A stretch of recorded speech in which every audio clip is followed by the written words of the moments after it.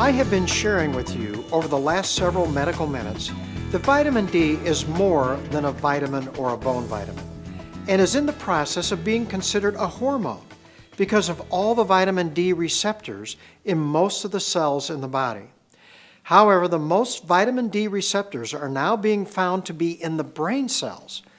Therefore, studies are showing that the vitamin D is especially powerful against neurodegenerative diseases such as Alzheimer's dementia or other forms of dementia and Parkinson's disease.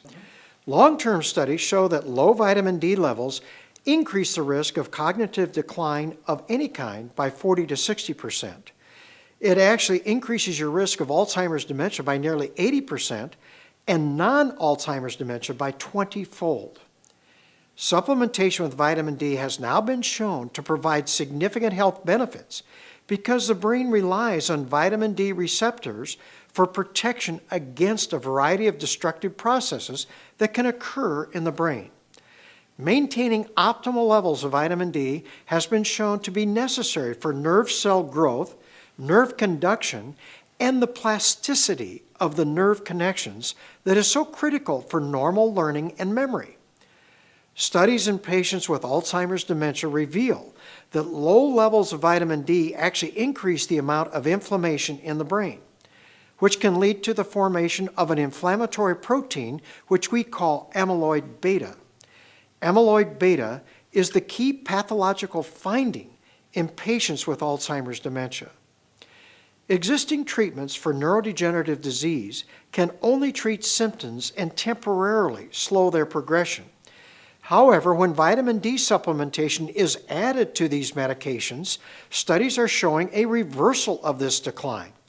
A study reported in the September 2012 issue of Cognitive Behavior Neurology Journal demonstrated that when you add vitamin D supplementation to a common drug used for Alzheimer's dementia called memantine, for 6 months there are significant gains in cognition and mental function. My personal clinical experience in dealing with many patients suffering from chronic fatigue and fibromyalgia has been that they show significant worsening of their symptoms during the winter months and improvement during the summer. I label these individuals as having SAD, or what we refer to as seasonal affect disorder. However, over the past several years, I have actually been checking their vitamin D levels during this time and found that they were almost always very low. When I began supplementing vitamin D more aggressively, my patients began noticing significant improvement in their fatigue and mental alertness. In fact, I am now routinely checking my patients' vitamin D levels in the fall and being sure that these levels are in their optimal range. I have seen a consistent improvement in my patients and not seeing the normal decline or worsening of their symptoms during January, February, and March.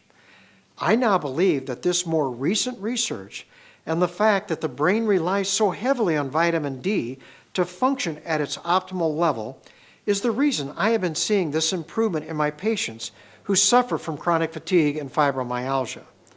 I now believe that this more recent research and the fact that the brain relies so heavily on vitamin D to function at its optimal level is the reason I've seen this improvement in my patients who suffer from chronic fatigue and fibromyalgia. This understanding of the fact that cells of the brain contain so many vitamin D receptors sheds an entirely new light on prevention of these neurodegenerative diseases that can be achieved by maintaining optimal levels of vitamin D. In my practice, I want my patients to maintain a vitamin D level of somewhere between 60 and 90 nanograms per ml. I find that the overwhelming majority of my patients are able to achieve these optimal levels of vitamin D by supplementing their diet with 2,000 to 4,000 international units of vitamin D3, the most potent and active form of vitamin D.